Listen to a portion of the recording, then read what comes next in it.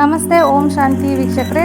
ಶಿವೆ Satwik foods ಚಾನಲ್ಗೆ ನಿಮಗೆಲ್ಲರಿಗೂ ಸ್ವಾಗತ. ಸಾತ್ವಿಕ ಆಹಾರನ ಮಾಡುವಂಥ ನಮ್ಮ ಚಾನಲ್ ಇವತ್ತು ನಿಮಗೆಲ್ಲರಿಗೂ ಅಂಗ್ರೋಳಿಗೆ ಮಾಡೋದು ಹೇಗೆ ಅಂತ ಹೇಳ್ಕೊಡ್ತಾ ಇದೆ. ನಮ್ಮ ಅತ್ತೆ ಆನಂದಮ್ಮ ಮತ್ತು ಲಲಿತಕ್ಕ ಅವರು ಓಪನ್ ಮಾಡಿರೋ ಚಾನಲ್ ಇದು. ಇವತ್ತು ಆನಂದಮ್ಮ ಅವರು ಅಂಗ್ರೋಳಿಗೆ ಮಾಡೋದು ಹೇಗೆ ಅಂತ ತೋರಿಸ್ತಾ ಇದ್ದಾರೆ. ಫಸ್ಟು ನಾವು ಕಣ್ಕಾನ್ ರೆಡಿ ಮಾಡ್ಕೋಬೇಕು. ಇದಕ್ಕೆ 1 ಬೌಲಷ್ಟು ಚಿರೋಟಿ ರವೆಗೆ ಸ್ವಲ್ಪ ಉಪ್ಪು ಹಾಕಿದ್ದೀವಿ. ಅದಕ್ಕೆ ತೆಳ್ಳಗೆ ಚಪಾತಿ ಹಿಟ್ಟಿನ ಅದಕ್ಕೆ ನಾವು ಕಣ್ಕಾನ ಕಲಿಸ್ಕೋಬೇಕು. ಹೆಂಟೆ ಇರೋ ರವೆನೆಲ್ಲ ನೀರಿನ ಜೊತೆ ಚೆನ್ನಾಗಿ ಮಿಕ್ಸ್ ಮಾಡಿ ತೆಳ್ಳಗೆ ಚಪಾತಿ ಹಿಟ್ಟಿನ ಅದಕ್ಕೆ ನಾವು ಈ ಕಣ್ಕಾನ ರೆಡಿ ಮಾಡ್ಕೋತಾ ಇದ್ದೀವಿ. ಈ ಥರ ಚೆನ್ನಾಗಿ ಮಿಕ್ಸ್ ಮಾಡಿ ಇದಕ್ಕೆ ಸ್ವಲ್ಪ 5ರಿಂದ 6 ಸ್ಪೂನಷ್ಟು ಸಾಮಾನ್ಯ ಬಳಸೋ ಎಣ್ಣೆನ ಹಾಕಿ ನೆನೆಯೋಕ್ಕೆ 1 ಅವರ್ ಬಿಡ್ತಾಯಿದ್ದೀವಿ. ಎಣ್ಣೆನ ನೀವು ಯಥೇಚ್ಛವಾಗಿ ಹಾಕ್ಕೋಬೋದು. ಅದು ಚೆನ್ನಾಗಿ ನೆನಿಬೇಕು. ನೆಂದರೆ ಅದು ಒಳ್ಳೆ ಬನಿ ಬರುತ್ತೆ. ಒಳ್ಳೆ ಬನಿ ಬಂದರೆ ನಾವು ತಟ್ಟೋವಾಗ ಅದು ಒಡ್ಕಾಗಲ್ಲ, ಚೆನ್ನಾಗಿ ತಟ್ಬೋದು. ನೋಡಿ, ಇಲ್ಲಿ ನಾವು 5ರಿಂದ 6 ಸ್ಪೂನಷ್ಟು ಎಣ್ಣೆನ ಹಾಕೋತಾ ಇದ್ದೀವಿ. ಈ ಎಣ್ಣೆನ ಆಮೇಲೆ ತೆಗಿತೀವಿ. ಸೊ ಎಷ್ಟೇ ಜಾಸ್ತಿ ಹಾಕಿದ್ರೂ ಏನು ಯೋಚನೆ ಮಾಡಬೇಡಿ. ಈ ಎಣ್ಣೆನ ಈ ಥರ ಹಾಕಿ ಈ ಮಿಶ್ರಣನ 1 ಅವರ್ ನೆನೆಯಕ್ಕೆ ಬಿಡಿ. ಆಮೇಲೆ ನಾವು ಅಕ್ಕಿ ಹಿಟ್ಟನ್ನ ರೆಡಿ ಮಾಡ್ಕೊಳ್ಳೋಣ. 1:2, 1 ಬೌಲ್ ಅಕ್ಕಿ ಹಿಟ್ಟಿಗೆ 2 ಬೌಲಷ್ಟು ನೀರು. ಸೊ ನಾವಿಲ್ಲಿ 2 ಬೌಲ್ ಅಕ್ಕಿ ಹಿಟ್ಟನ್ನ ಯೂಸ್ ಮಾಡ್ತಾ ಇರೋದ್ರಿಂದ 4 ಕಪ್ಪಷ್ಟು ನೀರು ಯೂಸ್ ಮಾಡ್ತಾ ಇದ್ದೀವಿ. ಅದಕ್ಕೆ ಸ್ವಲ್ಪ ಉಪ್ಪು, ಕಲ್ಲುಪ್ಪನ್ನ ಹಾಕಿದ್ದೀವಿ. ಇದಕ್ಕೆ ಸಣ್ಣದಾಗಿ ಹೆಚ್ಚಿರೋ ಸಬ್ಸಿಗೆ ಸೊಪ್ಪು 1 ಬೌಲಷ್ಟು, ಸಣ್ಣದಾಗಿ ಹೆಚ್ಚಿರೋ ಕೊತ್ತಂಬರಿ ಸೊಪ್ಪು 1 ಬೌಲಷ್ಟು, ಮತ್ತು ಸಣ್ಣದಾಗಿ ತುರ್ಕೊಂಡಿರೋ ಕ್ಯಾರೆಟ್ನ 1 ಬೌಲಷ್ಟು ನಾವು ಹಾಕ್ತಾಯಿದ್ದೀವಿ. ಬರೀ ಮಸಾಲ ಅಕ್ಕಿ ರೊಟ್ಟಿಗಾದರೆ ಇದಕ್ಕೆ ಸ್ವಲ್ಪ ಎಣ್ಣೆನೂ ಹಾಕೋಬೋದು, ಆವಾಗ ಚೆನ್ನಾಗಿ ಬರುತ್ತೆ. ನಾವೇನಿಲ್ಲ ಹಾಕಿಲ್ಲ. ಮತ್ತು 2ರಿಂದ 3 ಸಣ್ಣದಾಗಿ ಹೆಚ್ಚಿರೋ ಹಸಿಮೆಣಸಿನ್ಕಾಯಿ ಹಾಕಿದ್ದೀವಿ. ಇದಕ್ಕೆ 1 ಚಮಚದಷ್ಟು ಜೀರಿಗೆ ಕೂಡ ಹಾಕೋತಾ ಇದ್ದೀವಿ. ಇದನ್ನೆಲ್ಲ ಹಾಕಿ ಸ್ವಲ್ಪ ಕಲಸಿ ಇದನ್ನು ನಾವು ಕುದಿಯೋಕ್ಕೆ ಬಿಡೋಣ. ಇದು ಒಂದು 15-20 ಸೆಕೆಂಡ್ಗೆ ಕುದಿಯುತ್ತೆ. ನೋಡಿ, ಈ ಥರ ಚೆನ್ನಾಗಿ ಬಬಲ್ಸ್ ಬರ್ತಾ ಇದೆ, ಚೆನ್ನಾಗಿ ಕುದ್ದಿದೆ ಅಂತ ಅರ್ಥ. ಇದಕ್ಕೆ ನಾವು 2 ಕಪ್ಪಷ್ಟು ಅಕ್ಕಿ ಹಿಟ್ಟನ್ನ ಹಾಕ್ತಾಯಿದ್ದೀವಿ. 2 ಕಪ್ಪಷ್ಟು ಅಕ್ಕಿ ಹಿಟ್ಟನ್ನ ಹಾಕಿದ ಮೇಲೆ ನೀರು ಈ ಥರ ಉಪ್ಕೊಂಡು ಸುತ್ತ ಬರುತ್ತೆ. ಯಾವಾಗ ಉಪ್ಕೊಂಡು ಬರುತ್ತೆ ನೀರು, ಒಂದು 15 ಸೆಕೆಂಡ್ಗೆ ನೀವು ಅದನ್ನು ಕಲಸೋಕ್ಕೆ ಶುರು ಮಾಡ್ಬೋದು. ಚೆನ್ನಾಗಿ ಇದನ್ನು ಈ ಥರ ಕಲಸೋದ್ರಿಂದ ಸೊಪ್ಪು ಮತ್ತು ಕ್ಯಾರೆಟು ಎಲ್ಲ ಚೆನ್ನಾಗಿ ಮಿಕ್ಸ್ ಆಗುತ್ತೆ. ನೋಡಿ, ಹೀಗೆ ಮಿಕ್ಸ್ ಮಾಡ್ತಾ ಇದು ಬಾಣಲಿ ಬಿಟ್ಕೊಂಡು ಬರುತ್ತೆ. ಇದರಲ್ಲಿ ಒಂದು 50% ಅರ್ಧದಷ್ಟು ಅಥವಾ ಅದಕ್ಕಿಂತ ಸ್ವಲ್ಪ ಜಾಸ್ತಿ ಬೆಂದಿದ್ರು ಸಾಕು. ಯಾಕಂದರೆ ನಾವು ಮತ್ತೆ ಅಕ್ಕಿ ಹಿಟ್ಟನ್ನ ಯೂಸ್ ಮಾಡಿಕೊಂಡು ರೊಟ್ಟಿ ಮಾಡ್ತೀವಲ್ಲ, ಆವಾಗಲೂ ಬೇಯುತ್ತೆ. ಅದರಿಂದ ಅದು ಈ ಥರ ಬಾಣಲಿ ಬಿಟ್ಕೊಳ್ಳೋವಾಗ ಸ್ಟವ್ ಆಫ್ ಮಾಡಿ ಇಡಿ. ಇವಾಗ ನಾವು ಯೂಸ್ ಮಾಡಿದ್ದು ಕಣ್ಕಾಯಿ ಏನು ರೆಡಿ ಮಾಡಿದ್ವಿ, ಅದರಲ್ಲಿ ಇದ್ದಿದ್ದು ಎಣ್ಣೆ ಏನಿತ್ತು ಮೇಲ್ಗಡೆ ಅದನ್ನೆಲ್ಲ ತೆಕ್ಕೋಬೋದು. ಇದನ್ನು ಚೆನ್ನಾಗಿ ಈ ಥರ ನಾದಬೇಕು. ಚೆನ್ನಾಗಿ ಬಡ್ದು ಈ ಥರ ನಾದಿದ್ರೆ ಚೆನ್ನಾಗಿ ಬನಿ ಬರುತ್ತೆ. ಇವಾಗ ತವಾನ ನಾವು ಒಲೆ ಮೇಲೆ ಇಡ್ತಾಯಿದ್ದೀವಿ.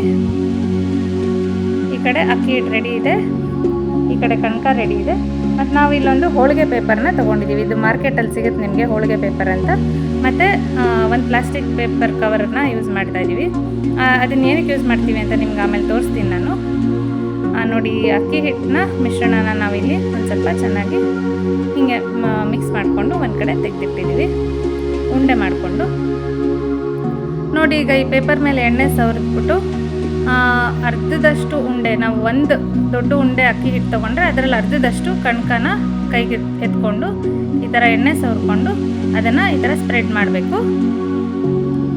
ಇದನ್ನು ಸ್ಪ್ರೆಡ್ ಮಾಡಿದ ನಂತರ ಒಂದು ಮೀಡಿಯಮ್ ಗಾತ್ರದಷ್ಟು ಉಂಡೆನ ನಾವು ಅಕ್ಕಿ ಹಿಟ್ಟನ್ನ ಈ ಥರ ಉಂಡೆನ ತೊಗೊಂಡು ಅದನ್ನು ಮಧ್ಯದಲ್ಲಿ ಇಡ್ತೀವಿ.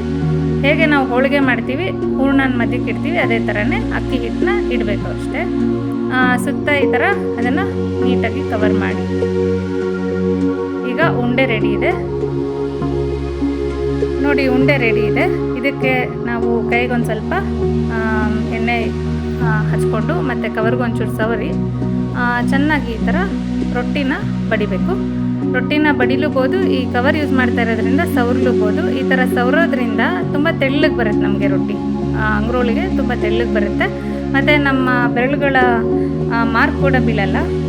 ನೀಟಾಗಿ ಅದು ಒಂದೇ ಸಮ ತೆಳ್ಳಗೆ ಈ ಥರ ಅಂಗ್ರೋಳಿಗೆ ಅಥವಾ ರೊಟ್ಟಿ ಬರುತ್ತೆ.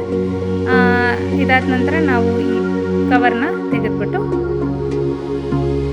ಈ ಹೋಳಿಗೆ ಪೇಪರ್ ಏನಿದೆ ಅದನ್ನು ನಾವು ಒಲೆ ಮೇಲೆ ಈ ಥರ ಮಗ್ಚಾಕ್ತೀವಿ. ಸ್ವಲ್ಪ ಎಣ್ಣೆ ಸವರ್ಬಿಟ್ಟು ಈ ಥರ ಮಗ್ಚಾಕ್ತೀವಿ ನೋಡಿ.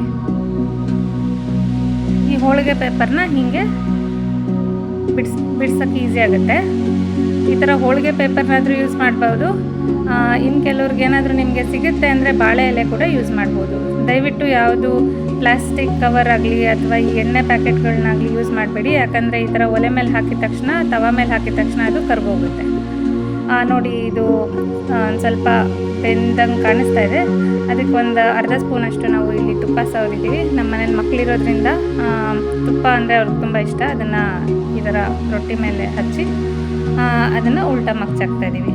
ನೋಡಿ, ಸ್ವಲ್ಪ ಬೆಂದಿದೆ ಅಂತ ಹೇಗೆ ಗೊತ್ತಾಗುತ್ತೆ ಅಂದರೆ ಈ ಥರ ಗೋಲ್ಡನ್ ಬ್ರೌನ್ ಕಲರ್ ಬರುತ್ತೆ. ಈಗ ನೋಡಿ, ಇದು ಚೆನ್ನಾಗಿ ಬೆಂದಿದೆ. ಒಂದೊಂದು ಸತಿ ಕಣ್ಕ ಮಾತ್ರ ಖಾಲಿ ಹಾಕಿ ಅಕ್ಕಿ ಹಿಟ್ಟು ಮಾತ್ರ ಉಳ್ಕೊಳ್ಳುತ್ತೆ. ಅವಾಗ ನೀವು ಅಕ್ಕಿ ರೊಟ್ಟಿನೂ ಮಾಡ್ಕೋಬೋದು. ಇದು ಮಸಾಲೆ ಅಕ್ಕಿ ರೊಟ್ಟಿ ಹೀಗೆ ಮಾಡೋದು. ಈ ಥರ ಮಾಡೋದ್ರಿಂದ ಅಕ್ಕಿ ರೊಟ್ಟಿ ತುಂಬ ತೆಳ್ಳಗೆ ಬರುತ್ತೆ, ತುಂಬ ಸ್ವಾದಿಷ್ಟವಾಗಿರುತ್ತೆ. ಎಷ್ಟೊಂದು ಜನ ವಯಸ್ಸಾಗಿರೋರು ನಮ್ಗೆ ಹಲ್ಲಾಗಲ್ಲಪ್ಪ, ಗಡ್ಸಾಗಿರುತ್ತೆ, ತುಂಬ ಬಿರ್ಸಾಗಿರುತ್ತೆ, ರೊಟ್ಟಿ ತಿನ್ನೋಕ್ಕಾಗಲ್ಲ ನಮಗೆ ಅಂತೆಲ್ಲ ಅನ್ನೋರು ಈ ಥರ ಕುದಿಯೋ ನೀರಿಗೆ ಅಕ್ಕಿ ಹಿಟ್ಟು ಮತ್ತು ಈ ಥರ ಎಲ್ಲ ಸೊಪ್ಪೆಲ್ಲ ಹಾಕ್ಕೊಂಡು ತಿಂದರೆ ಸ್ಮೂತಾಗಿರುತ್ತೆ, ತುಂಬ ಸಾಫ್ಟಾಗಿರುತ್ತೆ ಮತ್ತು ಚೆನ್ನಾಗಿರುತ್ತೆ, ರುಚಿಯಾಗೂ ಇರುತ್ತೆ. ಈ ಥರ ಮಾಡ್ಕೊಂಡು ನೀವು ತಿನ್ಬೋದು. ಯಾಕಂದರೆ ಅದು ಮೃದುವಾಗಿರೋದ್ರಿಂದ ನೀವು ಕೂಡ ತಿನ್ಬೋದು. ಸಣ್ಣ ಮಕ್ಕಳು ತುಂಬ ಇಷ್ಟಪಡ್ತಾರೆ. ನೋಡಿ, ಈ ಥರ ಅಕ್ಕಿ ರೊಟ್ಟಿನ ನಾವು ಇದೇ ಥರ ತಟ್ಕೊಂಡ್ವಿ. ಈ ಕಡೆ ಅಂಗ್ರೋಳಿಗೆ ರೆಡಿಯಾಗಿದೆ. ಅದು ಬೆಂದಾದ್ಮೇಲೆ ನಾವು ಅದನ್ನು ಒಂದು ಪ್ಲೇಟ್ಗೆ ತೆಗೆದು ಹಾಕ್ತೀವಿ. ತೆಗೆದು ಹಾಕಿದ್ಮೇಲೆ ಅದೇ ರೀತಿ ನಾವು ಅಕ್ಕಿ ರೊಟ್ಟಿ ಮೇಲೆ ಒಂದು ಸ್ವಲ್ಪ ಎಣ್ಣೆ ಸವರಿ ಅದನ್ನು ಕೂಡ ಒಲೆ ಮೇಲೆ ಈ ಥರ ಹಾಕುತ್ತಾ ಇದ್ದೀವಿ. ಇದನ್ನು ಒಲೆ ಮೇಲೆ ಹಾಕಿ ಈ ಥರ ಪೇಪರ್ನ ತೆಗಿರಿ.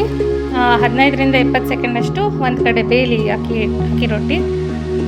ಇದು ನೋಡಿ, ತುಂಬ ತೆಳ್ಳಗಿರೋದ್ರಿಂದ ಇದನ್ನು ತೆಗಿಯೋಕ್ಕೆ ಒಂದು ಸ್ವಲ್ಪ ಕಷ್ಟ ಆಗ್ತಾಯಿದೆ.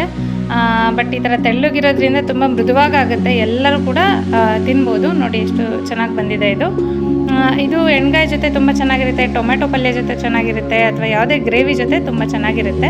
ನಮಗೆ ಎಣ್ಗಾಯಿ ಎಲ್ಲ ಮಾಡೋ ಅಷ್ಟು ಟೈಮ್ ಇಲ್ಲಪ್ಪ ಅಂದರೆ ನೀವು ತೆಂಗಿನಕಾಯಿ ಚಟ್ನಿ ಆಗಿರ್ಬೋದು, ಅಥವಾ ಕಡಲೆಕಾಯಿ ಚಟ್ನಿ ಜೊತೆ ಆಗಿರ್ಬೋದು, ಅಥವಾ ಈವನ್ ಸಾಮಾನ್ಯ ಚಟ್ನಿ ಪುಡಿ ಜೊತೆಗೂ ಚೆನ್ನಾಗಿರುತ್ತೆ. ನೋಡಿ, ಇದು ಮಸಾಲೆ ರೊಟ್ಟಿ ಮತ್ತು ಅಂಗ್ರೋಳಿಗೆ ರೆಡಿ ಇದೆ. ಸ್ವಲ್ಪ ಬೆಣ್ಣೆ ಕೂಡ ಹಾಕಿದ್ದೀವಿ. ಇದನ್ನು ನಾವು ಕಡಲೆಕಾಯಿ ಚಟ್ನಿ ಜೊತೆಗೆ ಇಟ್ಟಿದ್ದೀವಿ. ಕಡಲೆಕಾಯಿ ಚಟ್ನಿ ಮಾಡೋದು ಹೇಗೆ ಅಂತ ನೆಕ್ಸ್ಟ್ ಎಪಿಸೋಡಲ್ಲಿ ಹೇಳ್ತೀವಿ. ಇದನ್ನು ಈಸಿಯಾಗಿ 2 ಅಥವಾ 3 ಒಬ್ಬೊಬ್ಬರು 2 ಅಥವಾ 3 ತಿಂದರು. ಮಕ್ಕಳು ಕೂಡ ಚೆನ್ನಾಗಿ ತಿಂದರು. ನಮ್ಮ ಹಸ್ಬೆಂಡು ಇದನ್ನು ಚಟ್ನಿ ಜೊತೆ ತಿಂದು ತುಂಬ ಇಷ್ಟಪಟ್ಟರು. ಎಲ್ಲರಿಗೂ ಅಂಗ್ರೋಳಿಗೆ ತುಂಬ ಇಷ್ಟ ಆಯಿತು. ಥ್ಯಾಂಕ್ ಯು ವೀಕ್ಷಕರೇ. ಇದೇ ಥರ ಹೊಸ ರೆಸಿಪಿನ ತೋರಿಸ್ತಾ ಇರ್ತೀವಿ. ನಮ್ಮ ಚಾನಲ್ನ ಶೇರ್ ಮಾಡಿ, ಸಬ್ಸ್ಕ್ರೈಬ್ ಮಾಡಿ. ಮತ್ತು ನನ್ನ ಮಗ ಇದನ್ನು ಎಡಿಟ್ ಮಾಡಿದ್ದು ಸಾತ್ವಿಕ್ ಅಂತ. Thank you.